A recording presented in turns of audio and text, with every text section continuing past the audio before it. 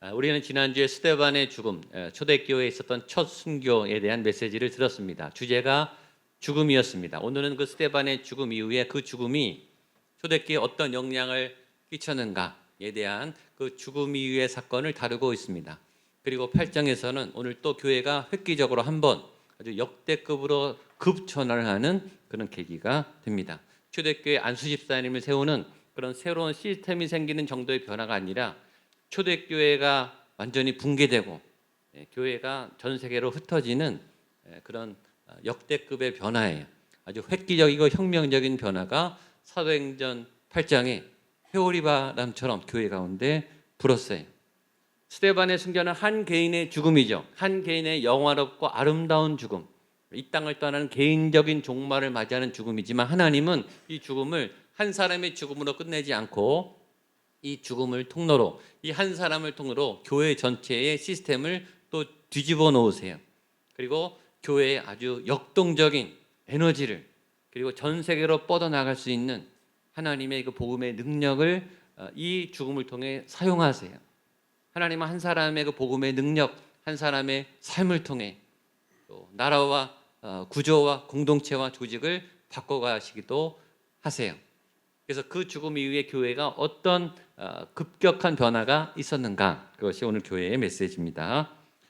자, 그 다음에 사울이라는 사람이 등장해 보겠습니다. 1절입니다. 시작. 사울은 그가 죽임을 당함을 마땅히 여기더라. 그날에 예루살렘에 있는 교회에 큰 박해가 있어 사도 외에는 다 유대와 사마리아 모든 땅으로 흩어지느라.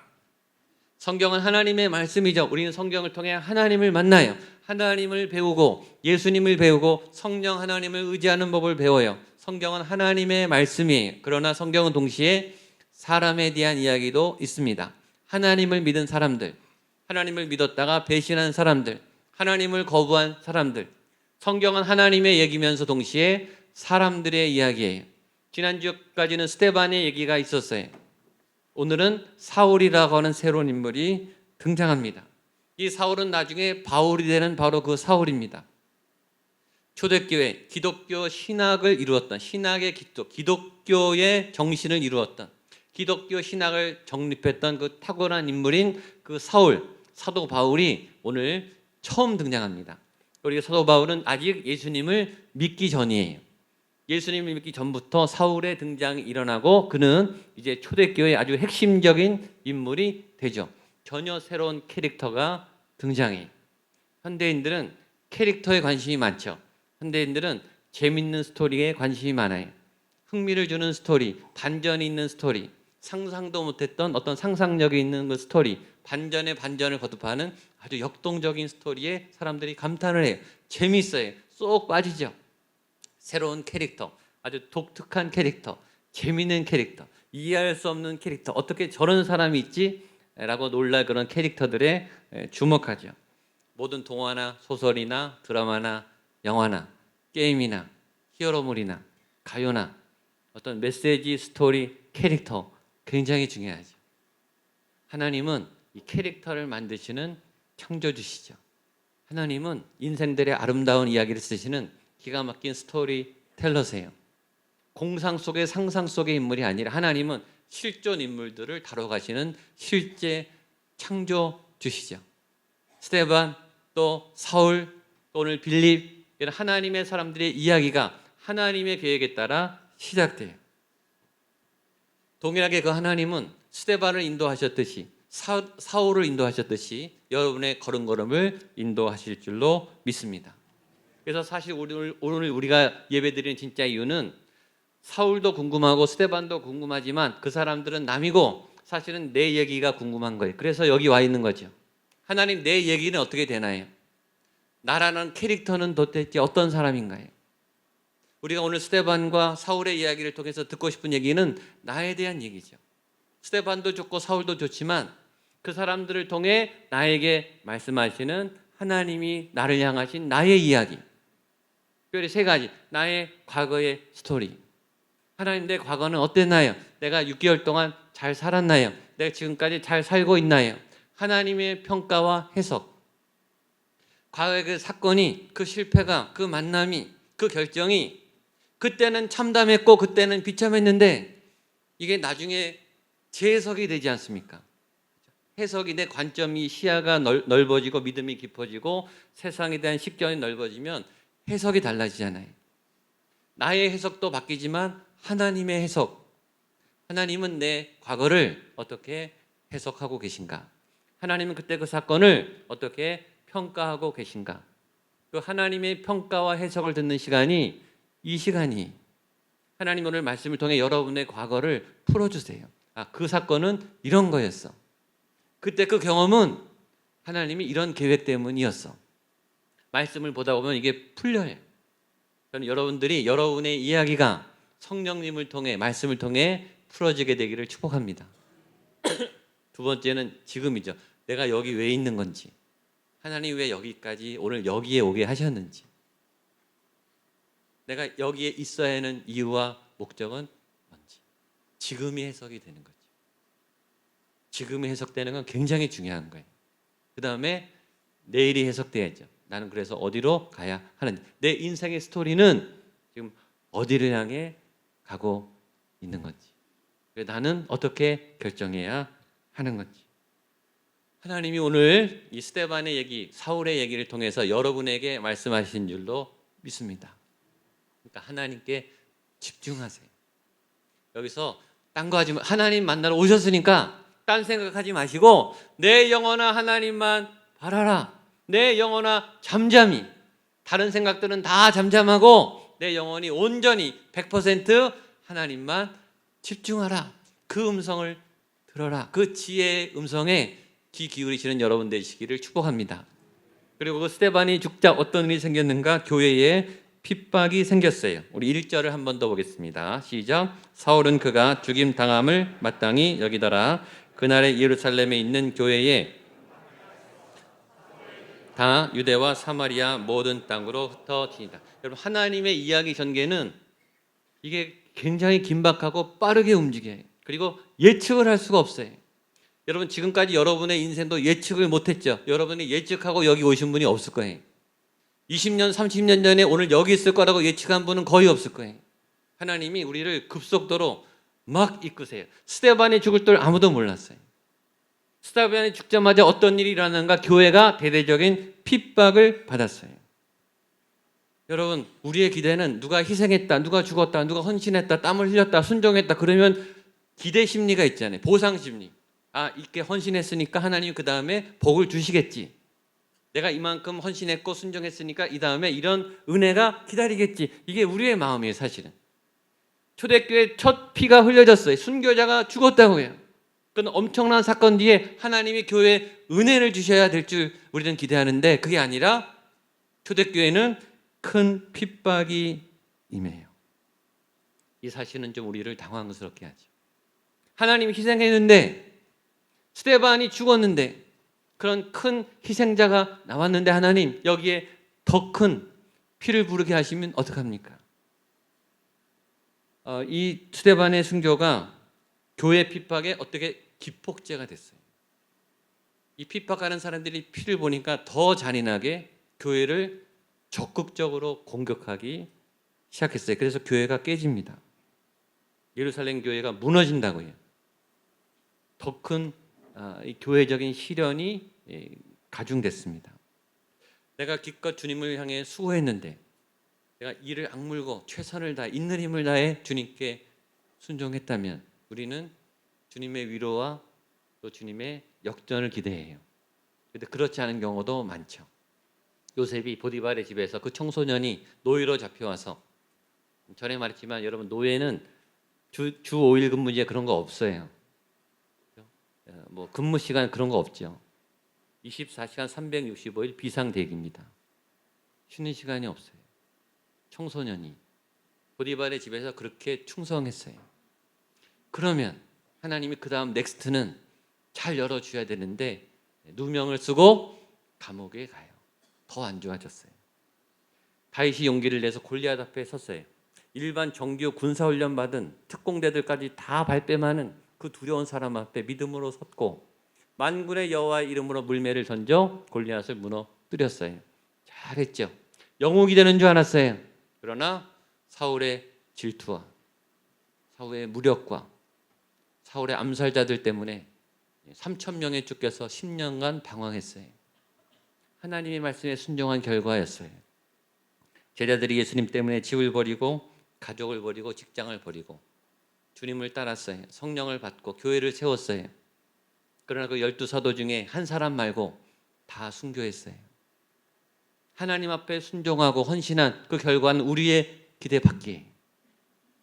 이쯤이면 고난이 그쳐야 되는데 그건 우리가 쓰는 스토리죠. 하나님은 전혀 새로운 스토리를 써가세요. 스데반의 순교 이후에 교회는 대대적인 핍박을 받게 됩니다. 그러나 거기서 끝이 아니었어요. 그 핍박으로 인해서 전혀 새로운 기독교 역사가 쓰여지기 시작했습니다.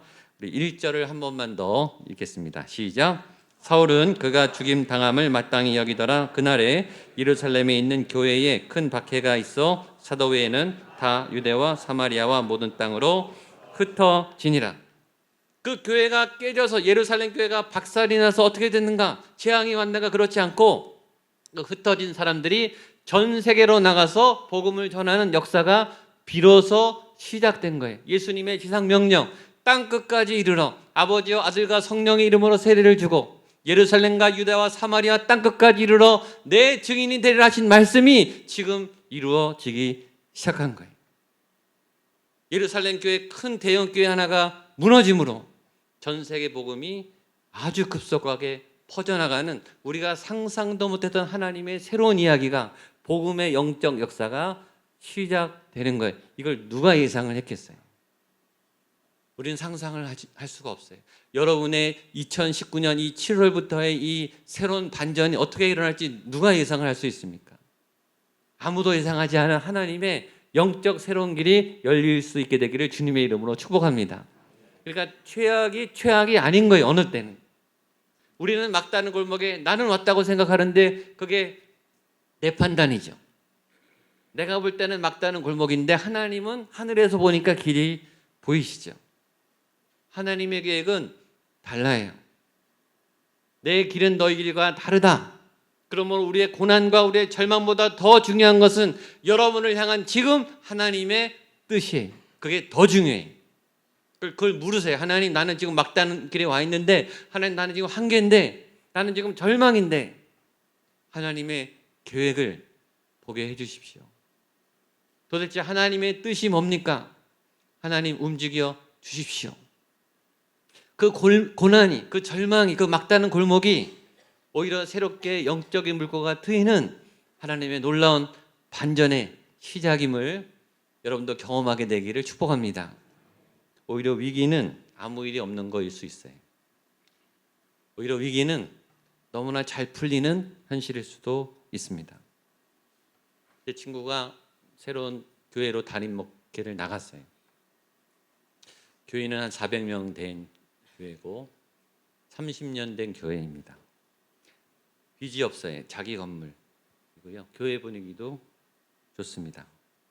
그런데 교회를 구성하는 대부분의 400명은 거의 90% 이상이 20년에서 30년 된 오래된 신자들입니다. 그러니까 그 교회 문제는 새 가족이 정착을 못하는 거예요.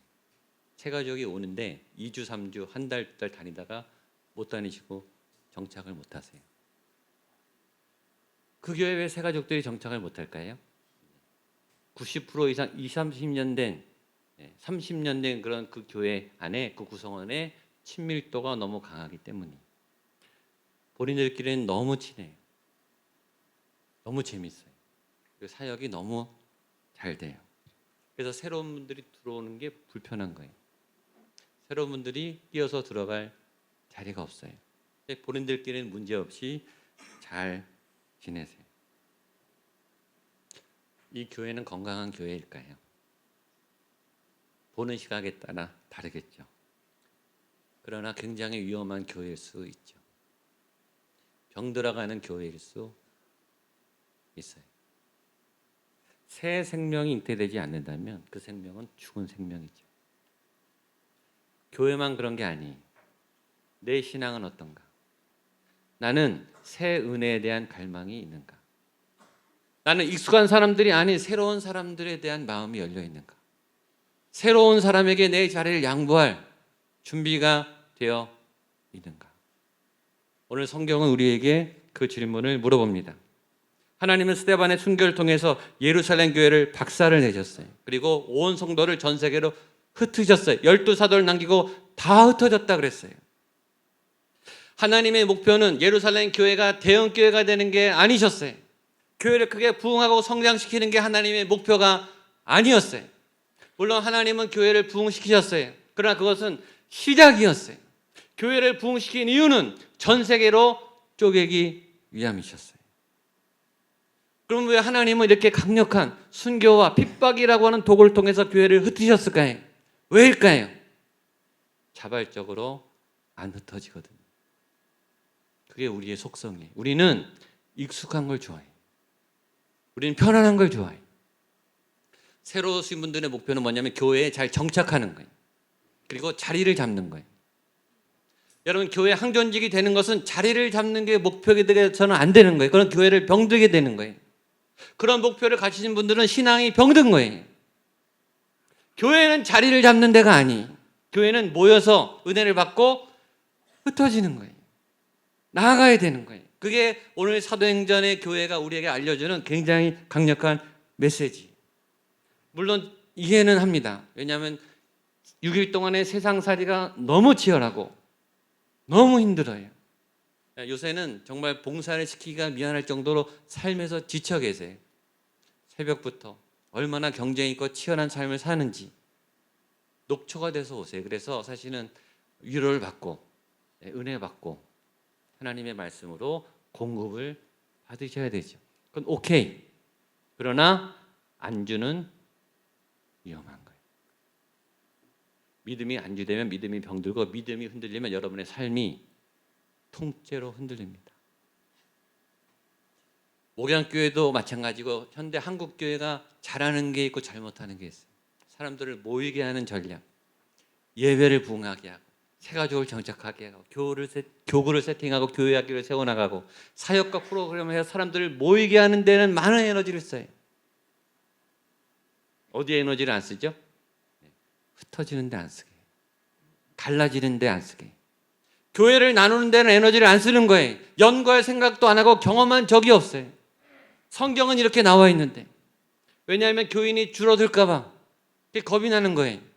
내 자리가 안전하지 않을까 봐 그게 겁이 나는 거예요. 예산이 줄어드는 게 겁이 나는 거예요. 그렇지 않아요. 사도행전 교회는 하나님이 과감히 예루살렘 교회를 흩으셨어요. 하나님은 갈대아우르, 당시 갈대아, 이 바벨로니아에서 최첨단 도시, 잘 기반이 있는 도시, 갈대아우르에서 잘 살고 있는 아브라함을 불러다가 그가 거기에 모든 경제적 삶의 기반이 탄탄한 그 아브라함을 광야로 부르시고 가나안의 믿음의 조상으로 세우셨어요. 왜? 하나님이 잘 살고 있었던 모든 시설이 편리한 그 첨단 대도시에 살고 있던 아브라함을 꺼내서 광야로 던지시고 믿음의 조상으로 세우셨을까요?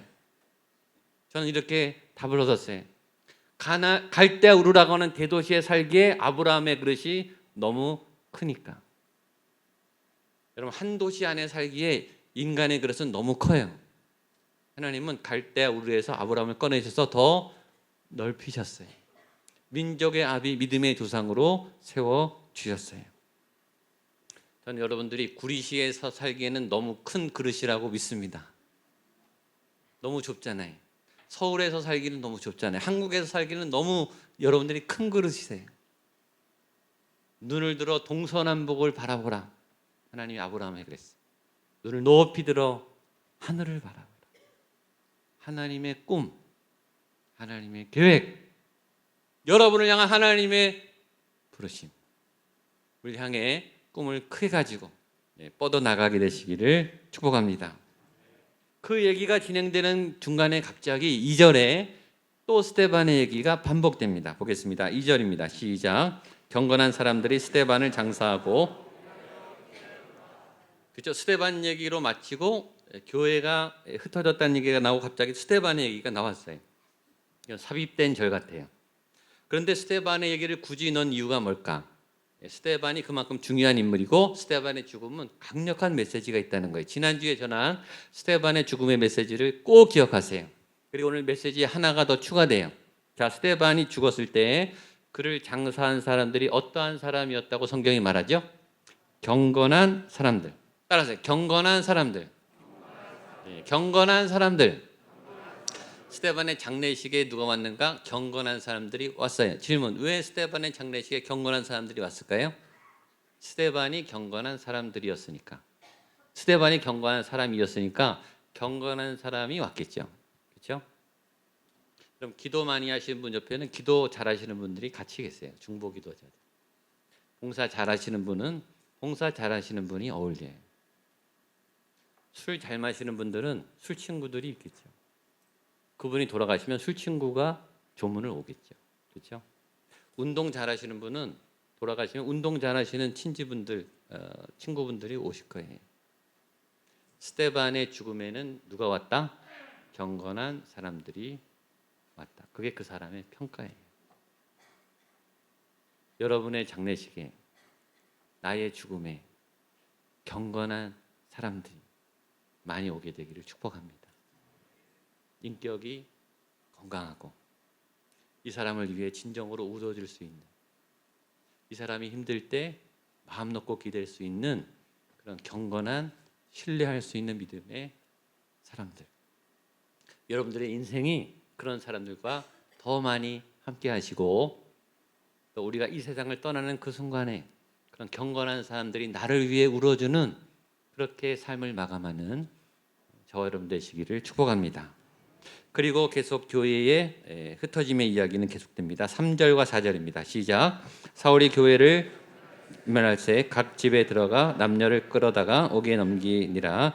그 흩어진 사람들이 두루 다니며 복음의 말씀을 전할새. 자, 3절과 4절이 굉장히 중요해요. 자, 3절은 상황입니다. 사울이 피를 보고 교회는 벌써 흩어졌는데 거기에서 끝난 게 아니라 지금 집을 찾아다니면서 끌어대요. 상황이 좋아졌나요? 악화됐나요? 갈수록 악화돼요. 지금. 스데반이 죽었고 교회는 박살이 났고 그 흩어진 도망간 교인들을 지금 찾아다니면서 끌어 잡아내고 있어요. 얼마나 강력하게 잔인하게 교회를 핍박하고 있는 현실이 보이죠. 그러나 그 흩어진 사람들은 4절 두루 다니며 뭐래요? 복음의 말씀을 전했다는 거예요. 상황은 악화됐으나 교인들은 복음에 전념했어요. 이런 얘기예요. 저와 여러분이 주로 무슨 기도를 하냐면 우리는 상황을 바꿔달라는 기도를 하는 거예요. 하나님, 나 말고 남편을 좀 바꿔주세요. 우리 아이들 좀 바꿔주세요. 얘가 다니는 학교 좀 바꿔주세요. 우리 교회, 우리 부서 좀 바꿔주세요. 대한민국 좀 바꿔주시고 우리 부서, 우리 회사 좀 바꿔주시고 우리 기업 환경 좀 바꿔주세요. 우리는 환경을 바꾸기를 위해서 기도해요. 그런데 하나님은 환경을 바꿔주시지 않고 환경은 어떻게 된다? 악화돼요.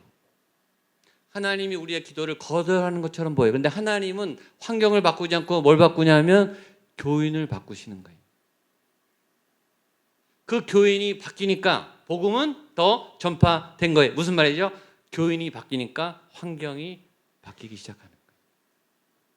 환경이 안 바뀌는 이유는 저와 여러분, 내가 안 바뀌었기 때문이에요. 굉장히 중요한 메시지죠. 하나님은 저와 여러분들을 바꾸세요. 교인이 바뀌면 환경이 바뀌기 시작하는 거예요.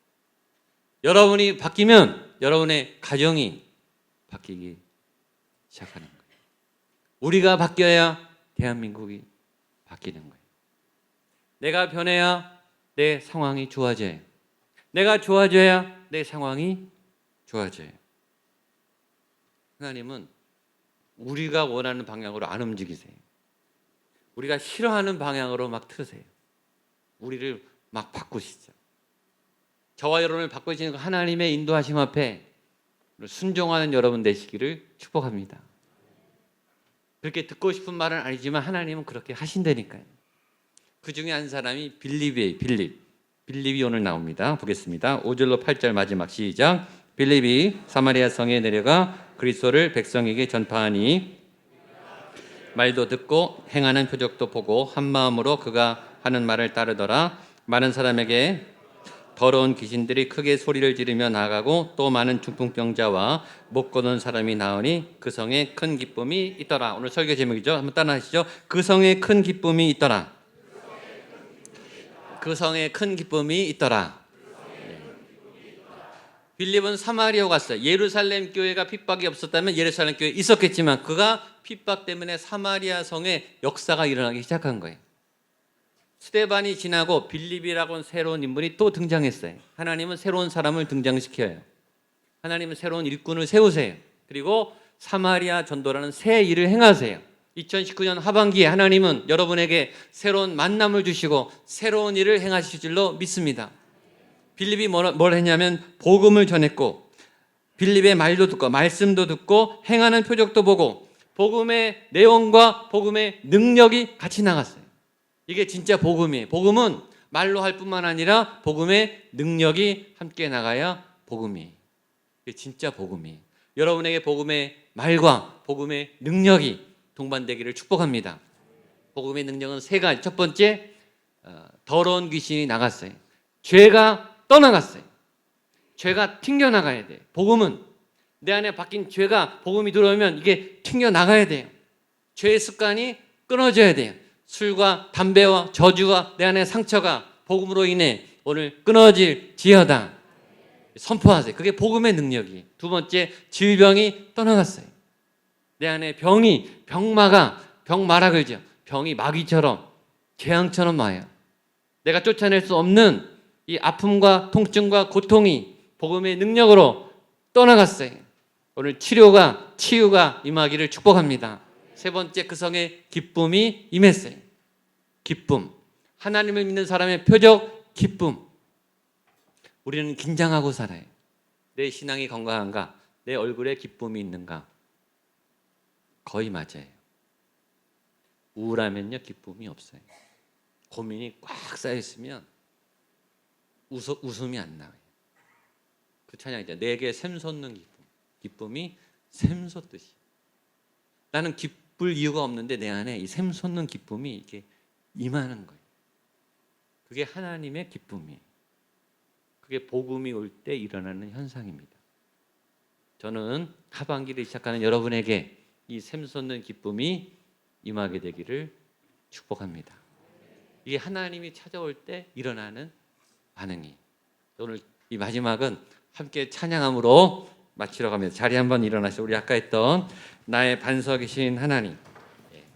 하나님 그동안 나의 반석이 되셨는데 하반기도 나의 반석이 되어 주십시오. 내 삶의 기쁨이 회복되기를 원합니다. 아멘. 박수 치며 힘차게 찬양하겠습니다. 찬양이지만 기도와 또 고백으로 선포하세요. 나의 반석이신 하나님, 나의 반석이신 하나님, 행하신 모든 것 완전하시니, 나의 생명 되신 하나님, 나의 생명 되신 하나님, 내게 행하신 찬양합니다. 신실하신 하나님, 실수가 없으신 좋으신 나의 주, 신실하신 하나님, 실수가 없으신 좋으신 나의 주, 좋으신 나의, 한 번 더 고백하겠습니다. 나의 반석이신, 나의 반석이신 하나님, 행하신 모든 것 완전하시니 모든 것 고백하시고 선포하십시오. 나의 생명 되신 하나님, 나의 생명 되신 하나님, 내게 행하신 일을 찬양합니다. 아멘. 찬양합니다. 신실하신 하나님,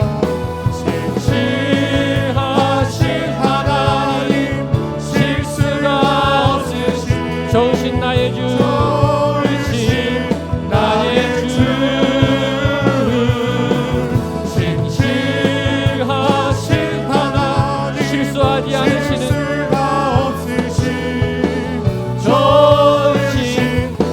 한 번 더.